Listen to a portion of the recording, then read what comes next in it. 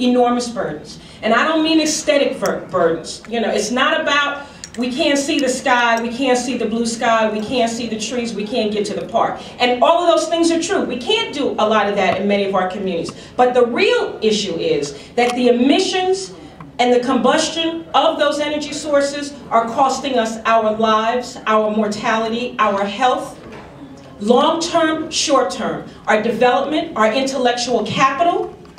We are paying a heavy, heavy, heavy cost. And so I'm going to talk about a few of those costs, and I'm especially going to talk about the cost of coal and coal burning, coal extraction, and coal waste, but I'm going to go through a few things. Let's start with petrochemical extraction, petrochemical refining, distribution, and combustion. Now, it is true that we are a heavily fossil fuel dependent society to maintain the status and quality of life that we have as Americans all over the world, but particularly in the United States of America. We are a fraction of the globe's population. We use a quarter of the world's petrochemical resources. You know all the geopolitical issues that we absorb because we're extracting that oil and transporting it from other parts of the world to here to support our lifestyle. And then we have petrochemical production that's happening here in the United States. And there's all kinds of efforts going on to expand our petrochemical production off the coastal and continental shelf, in our natural parks, in the Alaska National Wildlife Refuge. There's all kinds of things that are happening about trying to expand the capacity for petrochemical production in the United States. But the truth of the matter is that the combustion of oil has enormous environmental and public health implications. And I don't care what anybody says or where anybody is from. We have the data. The data is empirical. You can go to any hospital in any community where oil is being refined and burned, and you will see the health statistics data and the mortality data. The mortality data. Now, you know, it sounds like I'm preaching, and if I am, it's only because I have been to so many of these communities and attended so many funerals of so many people over such a long period of time. And so when somebody tells you that this is what we have and this is what we need and we should get more of it, but there are limited consequences, that is just not true. And we are bearing the consequences. Particularly African American communities are bearing the consequences. And so petrochemical production is something that he is right. We all bear a responsibility for this. We're all driving cars. And I don't think if any of us in here are driving electric cars, I applaud you, but most of us are not. And I'll just tell you my personal perspective on it. Until they make an electric car that looks like something I want to drive, I'm not buying one. I'm just telling you. You know, until the cube and the leaf gets to look like something I actually want to be in, then we'll have a different kind of conversation. So I'm contributing to that. And I don't want to say that I'm not. But the consequences are enormous, particularly in those communities where the oil is being refined and the oil is being transported and the oil is being spliced and made into other petrochemical products. A heavy, heavy, heavy burden is being borne. And I'll tell you one other thing, as African Americans, why this should be important to us. In a region in Louisiana referred to as Cancer Alley, because they have the highest incidence of cancer mortality of any place in the United States of America.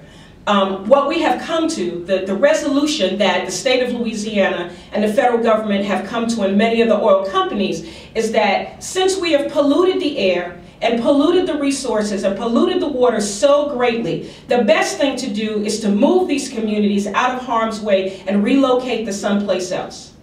Now, that probably sounds like a resolution to the problem to you, but it's not a resolution to the problem. Particularly if you are a community that has stayed or lived and built a community in the same place since you walked off the plantation as slaves, and you built that community as free blacks and free coloreds at the end of slavery, and you have built that community and invested in it and built a thriving community where generations of people have grown and thrived, even in the historical legacy of slavery, and now somebody comes to you and says, well, we've poisoned your air so much that the only thing for you to do is leave, that is not a victory.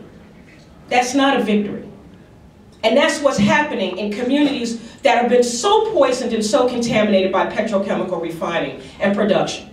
So it is not true that there are no consequences. So that's petrochemical production. Natural gas extraction, hydraulic fracturing, a big issue that's going on all over the place. It's particularly big in the state that I live in Maryland, in Western Maryland, in Pennsylvania, in Texas, in Indian country, in the Cheyenne Nation, in Montana. Lots and lots and lots of new coal bed methane strikes are being found. They're doing new work around the Marcellus Shale in Pennsylvania and Maryland and Delaware, finding new strikes of natural gas. And natural gas has much less environmental impact than does petrochemical. But we now are finding the way that they get that natural gas is by putting poisonous substances into the ground to then separate the natural gas, to then bring the natural gas up.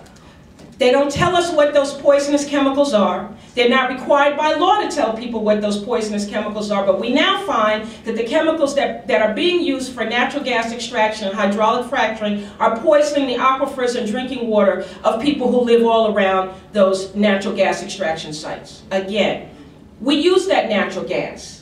I prefer to see compressed natural gas used over diesel fuel. Diesel fuel has enormous public health implications from the combustion of it, but it has a cost.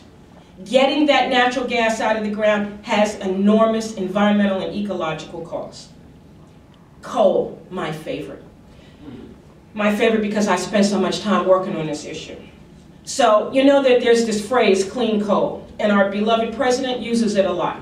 And one day when I get an opportunity to talk to him, I'm going to ask him to stop using that phrase, because there is no such thing as clean coal. One day a friend of mine said to me about 3 weeks ago, well, maybe they mean if you wash it with soap and water, then it'll get coal. It'll get clean. From the extraction of coal, right? People going down in the mines and risking their lives to get that coal out of the ground. There's nothing safe about it. There is no such thing as a coal miner who dies a natural death. No such thing. Coal miners die from 2 diseases, white lung disease and black lung disease. It's a horrible, horrible, horrible disease, and you don't want to see or know anybody who suffers from it. No such thing as a coal miner who dies of natural causes. And then there's the wonderful experience of mountaintop removal, where they blow off the tops of mountains to get to new coal bed seams. And what they blow off the top of the mountains then rolls down the mountains and impacts the communities that live down at the base of the mountains. It impacts water, it impacts rivers, it impacts streams, it impacts lakes. Eventually, for the coal mountaintop removal that's happening on the East Coast, it makes its way into the Atlantic Ocean. No such thing as clean coal. And then there's the joy of the burning of coal. And all of us, again, are contributing to this issue. All of us. 80% or 70% of electric power in the United States is produced from coal-fired power plants. So they're digging up all this coal to put in the power plants to produce electricity to run our lives, to make our lives more comfortable, to make it possible for us to live the quality of life that we have. But it's because of us and the lifestyles that we live that the coal extraction and coal mining is happening. And then there's the waste residue of the coal once the coal is burned. That's coal ash. And I'll tell you one quick story about the coal ash. You may remember in December of 2008, 3 days before Christmas, there was a huge coal impoundment, coal ash spill in Kingston, Tennessee. It was a facility owned by the Tennessee Valley Authority, one of the largest electric utility companies, producers in the United States. 1 billion gallons of coal ash slurry and sludge spilled out of this impoundment all over this community, contaminating 2 rivers, destroying countless homes.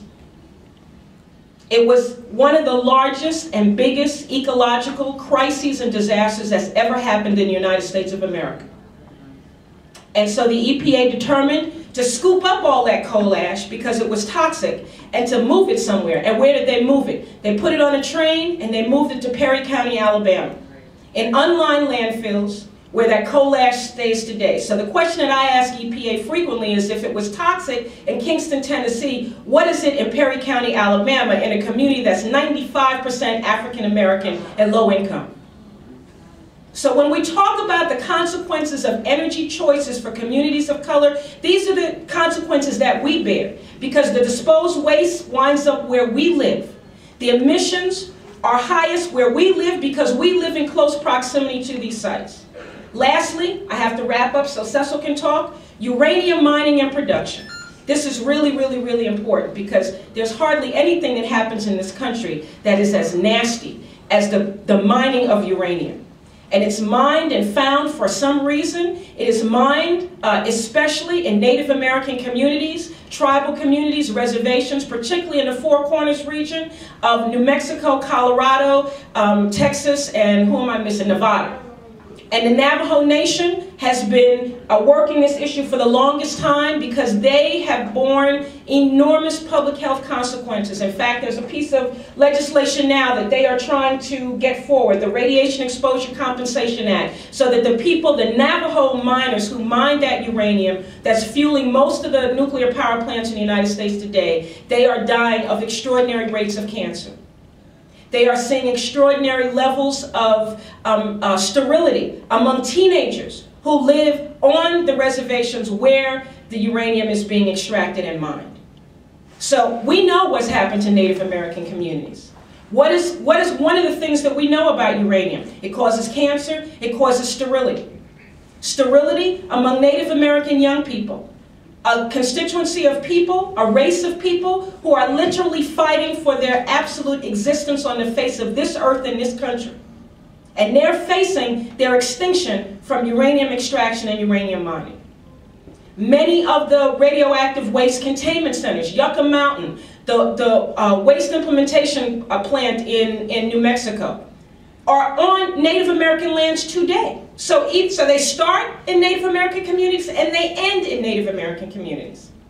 So if anybody tells you that there are no consequences to be borne from energy production in the United States, you tell them that that's not true. And I'll be happy to share with you replete data, information, EPA's own databases to show you the harm that we're suffering and the excess mortality that we're bearing. Thank you so much.